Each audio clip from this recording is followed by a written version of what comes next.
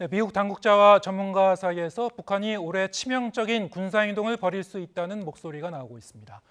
또 이틀 전 북한이 신형 전략 순항 미사일을 시험 발사하면서 우려가 커지는 가운데 김정은 위원장이 처음으로 북한 내부의 생필품 배급 문제가 심각하다는 것을 시인했습니다. 어떤 의미가 있는지 김열수 한국군사문제연구원 안보전략실장과 함께 짚어보겠습니다. 안녕하세요. 네, 안녕하세요. 네.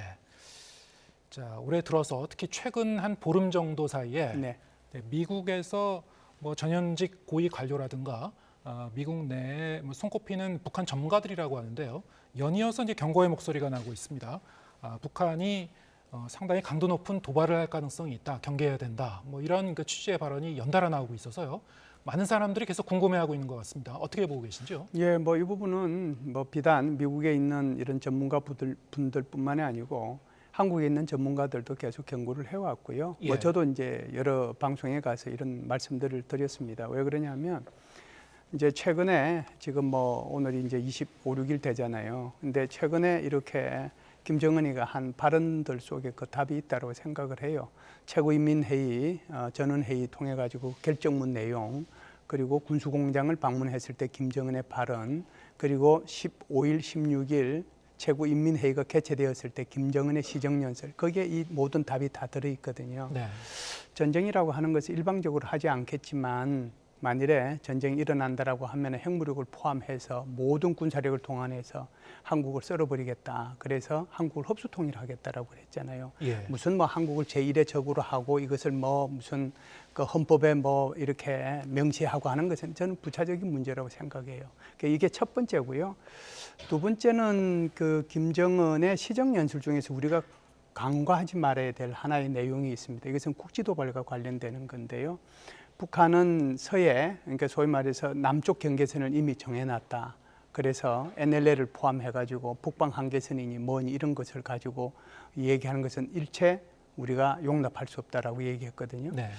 그렇다라고 하면 이제 이걸 헌법에다가 자신들이 도대체 국경선이라고 하는 거, 그리고 이제 자신들이 얘기할 때 국가의 그런 지리적인 정체성과 그다음에 그 정치적인 정체성을 포함한 그 영토의 개념을 이제 포함을 시키겠다라고 얘기를 했는데, 이게 이제 최고인민회의가 4월 달에 있을 때 6월 달에 있을지 모르지만 그때까지 헌법에 넣으라고 그랬거든요. 예. 그렇다라고 하면 지금부터 작업이 있게 된다는 거죠. 그 작업이 있게 되는데 그러면 주로 NLL을 중심으로 해서 북한의 도발이 굉장히 강화될 가능성이 있다 이렇게 보는 거죠. 그래서 예. 하나는 전략적인 차원에서, 하나는 국지도발 차원에서 충분히 김정은의 발언을 통해서 이미 우리는 여기에 대해서 유추해 볼 수 있다 이렇게 볼 수 있죠.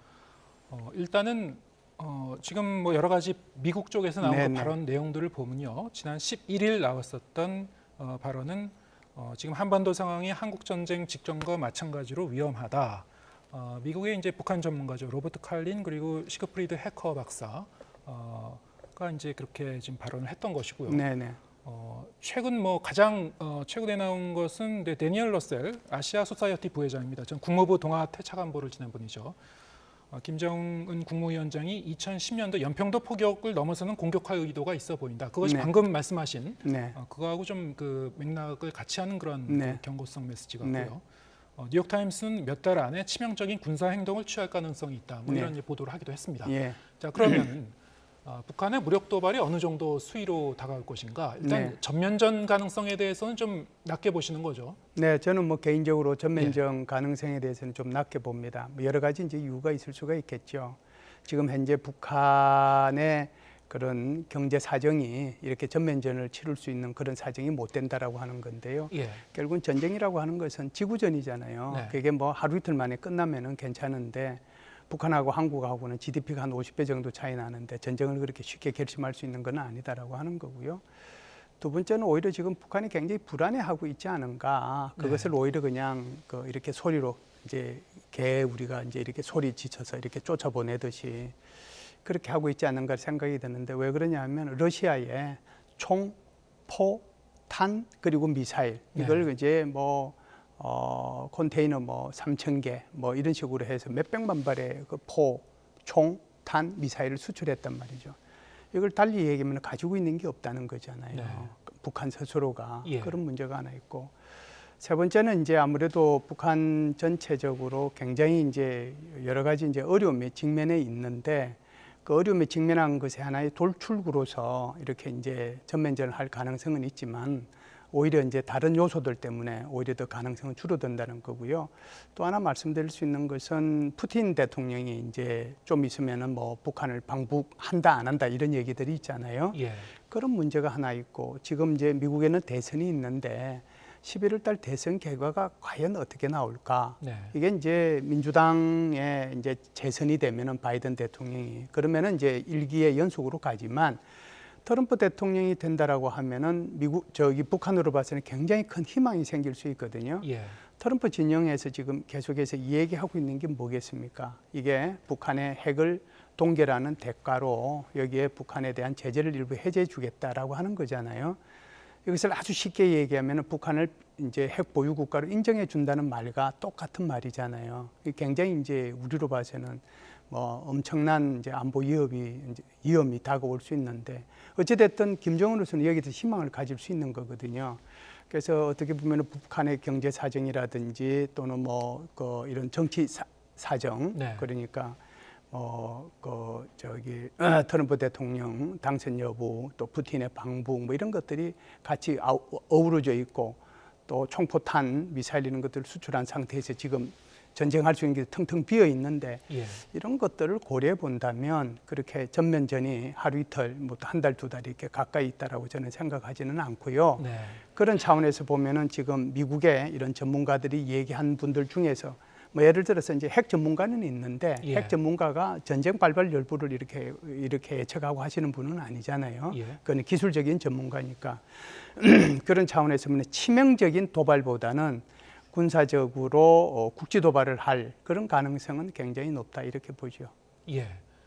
그러니까 이 김정은 국무위원장 입장에서는 트럼프 전 대통령의 이제 재선 가능성까지 네네. 염두에 두고 미국 대선 이후까지 지금 어떤 청사진을 갖고 움직일 가능성이 있다. 예, 그런 예. 차원에서 보면은 이제 예를 들어서 미국의 이제 선거에 개입할 이제 가능성이 있는 거죠. 지금 현재도 우리 한국 선거에도 지금 개입하고 있다고 해도 과언이 아니잖아요. 예. 이런 도발적인 말폭탄 이런 것들을 통해 가지고 그래서 이제 만일에 어떤 도발이 이루어지면 이것이 이제 트럼프 대통령이 계속해서 선거 유세에서 나가서 하는 얘기가 내가 트럼프 대통령이 대통령으로 있을 때 그때는 북한하고 잘 지냈고 예. 우리 미국에 전혀 위협이 안 됐다. 그런데 지금은 위협이 되고 있지 않느냐. 그래서 내가 이렇게 대통령이 되면 브루멘스를 통해 가지고 김정은하고 잘 지낼 수 있다. 이런 얘기를 끊임없이 이제 지금 하고 있는 거잖아요. 예. 그런 차원에서 좀 생각해 볼 필요가 있지 않는가라고 생각합니다. 예. 그러니까 북한이 염두에 두고 있는 것은 미국으로부터 핵 보유국으로 네네. 공식적으로 인정을 받고 미국과 대등한 그 입장에서 군축 회담까지 가는 그런 것을 이제 상상하고 있을지 모른다는 그런 말씀이시고요. 그런데 이 한반도 이제 위기설과 관련해서 네. 신원식 국방부 장관이 최근 뭐 외신과의 인터뷰 그리고 국내 방송과의 인터뷰에서 각각 관련 발언을 했었는데 네네. 언뜻 들어보면 약간 좀 다르게 들리기도 하고요. 지난 16일에는 이제 이런 전쟁 위기설이 지나친 과장이다. 방금 네. 말씀하신 그런 그 취지하고 좀 맥이 다 있습니다. 네네. 러시아에 이렇게 대규모의 이제 군수품을 지원할 정도면은 이것이 이제 전면전을 치를 그런 상황이냐? 네. 전혀 아니다라는 그런 취지의 얘기를 했었고. 근데 지난 3일 또 이건 BBC 외신과의 이제 인터뷰인데 당시에는 또 지대공 미사일 발사 등의 직접적인 군사 행동을 할 가능성이 있다 이렇게 얘기를 했습니다. 이 두 가지 발언은 어떻게 해석해야 됩니까? 앞부분은 뭐 충분히 이제 이해가 되죠. 예. 지금 제가 이제 모두에서 말씀드렸다시피 전쟁을 하려고 하면은 거기 지금 수출하는 것이 아니라 내가 오히려 무기를 늘려야 될 편이잖아요. 그런데 뭐 그걸 하고 있으니까 지금 당장 이제 전면전을 일으킬 수 있는 그런 상황은 아니다. 여러 가지 이유 중에 하나를 이제 장관은 이제 들었다라고 저는 생각을 하고요.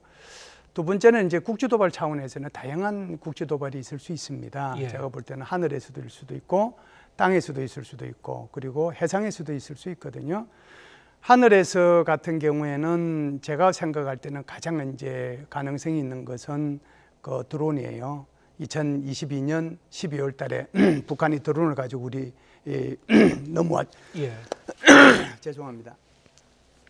예. 서울 시내 북한이 드론을 가지고 5대가 우리 침투했잖아요. 예, 침투를 그것처럼 했었죠. 예, 그런 가능성이 하나 있고요. 두 번째는 지금 이제 사례를 들어서 얘기한 것처럼 김여정의 담화 속에 그 답이 있다라고 생각하는데요. 지난해 7월이었죠. 그렇죠. 예. 작년 7월입니다. 김여정이 느닷없이 밤에 담화를 했는데 그때 당시에 미국 정찰기가 자신들의 영해를 침범했다라고 얘기를 했어요. 예. 그런데 이제 하루 지나서는 영해를 침범한 것이 아니고 배타적 경지 수역, 그러니까 EEZ를 침범했다. 예. 그런데 앞으로도 이런 EEZ를 침범하면 우리는 가만히 있지 않겠다. 이런 투로 이제 담화를 했거든요. 예. 그러면은 미국의 이런 정찰기들에 대해서 가만히 있지 않겠다라고 하면은 뭘 하겠어요? 결국 그것을 이제 격추하겠다거나 뭐 어떻게 되든지 밀어내겠다거나 이런 형태가 되지 않겠어요? 미국 정찰기를 격추할 수도 있다. 그렇죠. 예. 그래서 그런 차원에서 보면은 그때도 이제 북한의 공군기가 이렇게 출동을 해가지고 미국 정찰기를 쫓아냈다라고 담화에서 얘기를 했거든요. 예. 그런 차원에서 보면은 그런 사례가 있기 때문에 국방부 장관 입장에서는 그런 얘기를 하지 않았는가, 공중에서는 그렇다라고 하는 거고요. 그다음에 이제 지상에서는 아무래도 이제 DMZ에서의 이런 도발 이런 것들이 이제 있을 수 있고, 그리고 이제 적경 지역에서의 어떤 도발이 있을 수 있겠죠. 그다음에 해상에서는 이제 수중과 이제 지하, 그러니까 수중과 수상에서의 도발이 있을 수 있겠죠. 그러니까 천안함 폭침 같은 거는 수중에서 일어난 거고요. 예. 그다음에 이제 수상에서는 소위 말해서 이제 서해 교전들 모든 형태의 그런 그 서해 교전들이 여기에 해당이 될 거고, 그다음에 이제 서해 5도 지역에 있는 어떤 데 대한 어떤 포격 도발이라든지 이런 게 있을 수 있거든요. 이게 이제 국지 도발로 보면 하늘에서, 땅에서, 바다에서 그런 가능성이 다 있거든요. 예. 그래서 아마 우리 국방부도 여기에 대해서 굉장히 많은 시나리오를 상정을 해서 준비를 하고 시뮬레이션을 하고 또 훈련을 하고 있는 것으로 저는 알고 있습니다. 예. 뭐 여러 가지 시나리오를 염두에 두고 네네. 대비해야 되겠습니다만, 그렇죠. 단순히 북한군이 뭐 훈련 차원에서 어떤 신무기를 발사를 하고 무력을 과시하고 이런 차원을 넘어서 우리 측에 어떤 그 물리적인 손해를 입히려는 의도로 이를테면 연평도 포격 도발과 같은 유형으로 혹은 그것을 넘어서는 어떤 우발적인 충돌이 아니겠죠. 근데 의도적인 그런 공격일 텐데 그 과정에서 혹시 남북 간의 우발적인 충돌이 또 추가로 일어나지 않을까 이런 걱정도 있습니다. 충분히 있죠. 예. 그래서 만일에 우리 북한이 훈련을 핑계로 하든지 뭘 하든지 간에 대한민국의 영해, 영토, 영공 그리고 대한민국 국민들한테 피해를 입혔는데 예. 피해를 입혀도 대한민국이 주권 국가로서 또 국민을 보호해야 되는 정부가 가만히 있으면은 이게 국가라고 하겠어요? 이게 정부라고 하겠어요? 그럼 우리 대응하는 수밖에 없어요. 예. 그래서 강력하게 대응하는 거예요. 그래서 북한이 그렇게 했을 때는 지금 장관이 얘기하는 세 마디가 있잖아요. 적강 끝, 적시 강력하게, 그리고 끝까지. 이건 해야 될 필요가 있다라고 봐요. 그래 우리의 의지를 보여줘야 그 이상은 이제 북한이 더 이상 도발을 안 하는 거거든요. 그 사이에 잠시 에스컬레이션은 저는 있다라고 봅니다. 네. 그렇다고 해서 이것이 굉장히 확전으로 뭐 연결될 거라고 저는 생각하지 않아요. 우리가 집에 이제 어린아이들이 있는 부모님들이 아마 그런 걱정들을 많이 하실 텐데, 뭐 초등학생 이게 이제 또는 중학생이든 이제 학년이 올라가게 되면 학급이 바뀌잖아요. 학급이 바뀌는데 부모가 교육을 잘 시켜서 참 착해요. 규정을 잘 지키고 법에 의해서 다 움직이고 굉장히 친구들하고 친화력도 좋고 그러는데 조금 이제 껄렁껄렁한 친구가 와서 이렇게 툭 친단 말이죠. 그런데 그냥 아주 좋게 그러지 말아라 라고 하면 이제 상대방이 안 그러면 되는데 또 툭 쳐요. 그리고 그 아이를 추종하는 애들이 몇 명이 툭툭 치면 그게 제가 볼 때는 일주일도 안 돼서 그 아이는, 그 착한 아이는 빵 셔틀이 되거든요. 빵 셔틀이 뭔지 아시죠? 네. 빵 사오라고 그러면 가서 사와야 되고 하는 거란 말이에요. 절대로 한 국가가 또는 한 정부가 자신의 그 영토, 영해, 영공 그리고 국민들의 생명과 안전에 대해서 조금이라도 이것은 이제 그 위해가 오게 되면 이건 절대로 있어서는 안 되죠. 네. 이건 강력하게 대응을 해야 근데 됩니다. 남북 간의 어떤 이런 비상시에 네네. 급하게 연락할 수 있는 군사소통 채널이 거의 지금 막혀 있는 상태이기 때문에 네네. 그런 점이 특히 좀 걱정되는 거거든요. 그렇죠. 예. 그런 점이 걱정이죠. 그래서 이제 결국은 공개적으로 할 수밖에 없는 거잖아요. 만일에 이제 이런 그 통신선들이 다 살아 있다라고 하면은 이런 조금 에스컬레이션 되고 있는 이런 말들을 이렇게까지 표현할 필요가 없거든요. 예. 결국은 이제 억제를 하려고 하면은 세 가지가 중요한데요. 한 가지는 이제 능력이 있어야 되고, 그 능력을 보여줄 수 있는 신뢰성이 있어야 되고, 또 세 번째는 이걸 커뮤니케이션 전달을 해야 되거든요. 내가 능력이 있다는 거, 너가 만일 도발하면 나 절대로 가만히 있지 않겠다라고 하는 걸 상대방이 알 수 있도록 해줘야 되거든요. 그게 바로 이제 커뮤니케이션인데, 지금 이제 질문하신 것처럼 커뮤니케이션 할 수 있는 모든 통신선들을 북한 스스로가 다 차단을 했잖아요. 예. 그러면 결국 우리는 이걸 공개적으로밖에 할 수 없는 거죠.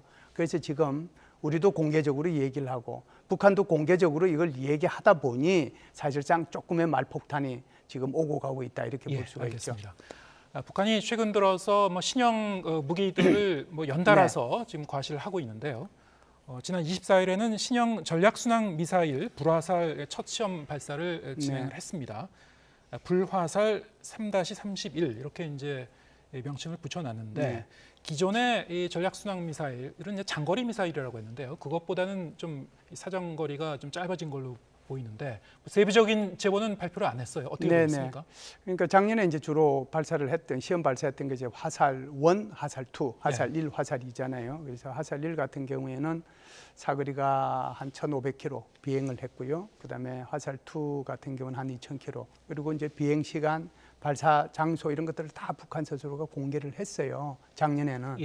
그래서 이게 이제 그 공개를 하면서 그림까지도 다 이제 공개를 했기 때문에 이게 이제 길이가 얼마나 되고 하는 것도 이제 유심히 볼 수가 있었거든요. 화살 1이 좀 짧고 화살 2가 좀 길고 그랬어요. 근데 이번 같은 경우에는 발사 장소, 발사 시간, 그리고 비행 경로, 비행 시간이 아무것도 공개를 안 했어요. 그리고 그냥 이게 자신들의 무기 체계 개발 과정 속의 일환으로 이제 시험 발사를 했고 이게 주변국에 아무런 영향을 안 줬다 이런 식으로만 이제 발표를 했거든요.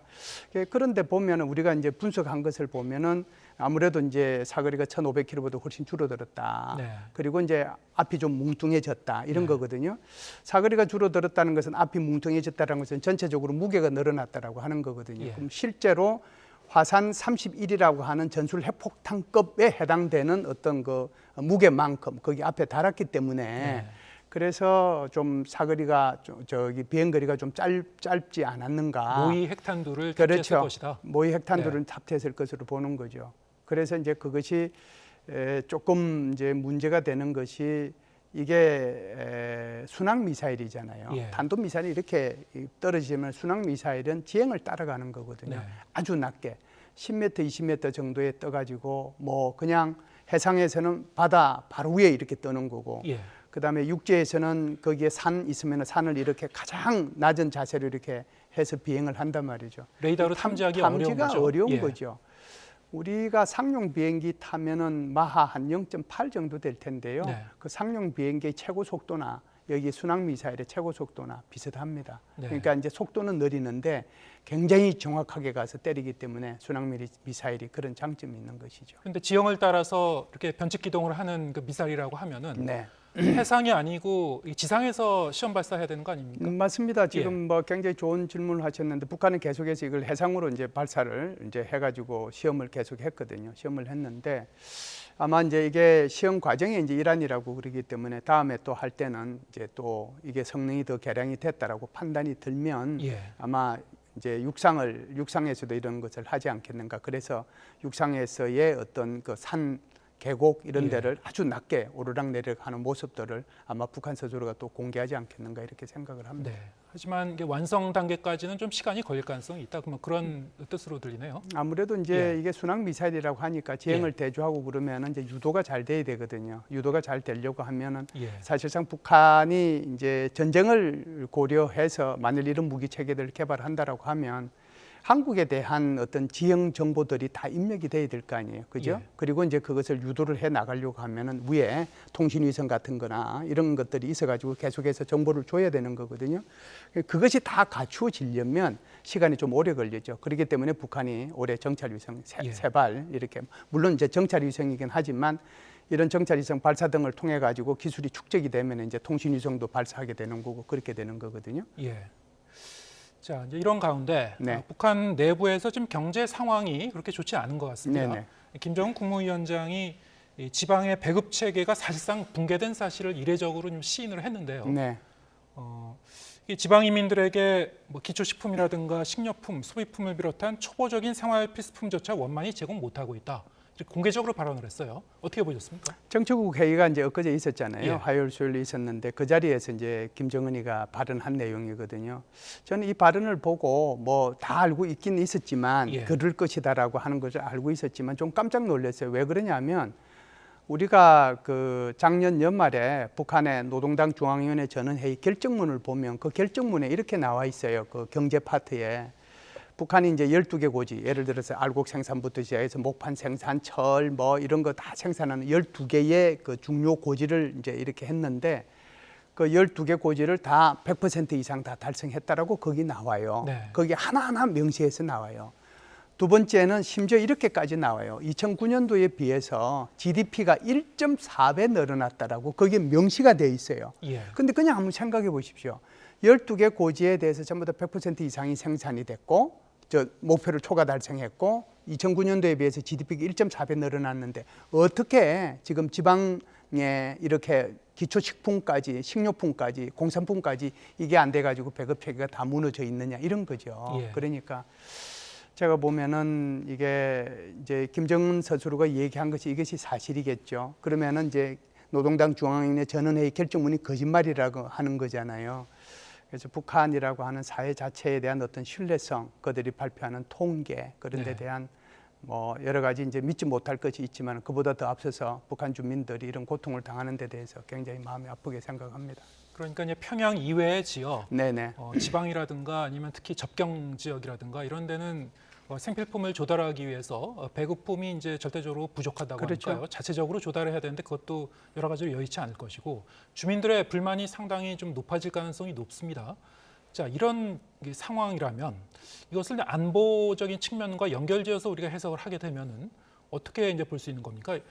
그렇기 때문에 북한은 경제적인 여력이 없고 그래서 어떤 적극적인 도발을 하기가 좀 더 어려워질 것이다. 전쟁 가능성은 현실적으로 볼 때 낮다 이렇게 해석할 수 있는 겁니까? 우리는 아니면 이제 거꾸로 네. 주민들의 불만을 무마시키기 위해서 또 예상치 못한 도발을 할 수 있다 이렇게 볼 수도 있을 것 같은데. 우리는 어떻게 보십니까? 해석을 이제 전자 쪽으로 이제 해석이 되는 거죠. 예. 지금 저런 상황 속에서 사실상 전쟁이라는 것이 하루 이틀 만에 끝나는 것이 않는데 이게 지금 배급 체계조차도 지금 제대로 안 돼 있는 이런 상황 속에서 어떻게 전쟁을 하겠느냐 하는 예. 것이 이제 핵심일 거고 대신에 북한이 김정은이가 계속해서 중앙위원회 전원회의 그다음에 군수공장 방문 이번 최고인민회의 시정연설을 통해서 이렇게 말폭탄을 쏟아내는 이유가 예. 바로 그것 때문에 있거든요.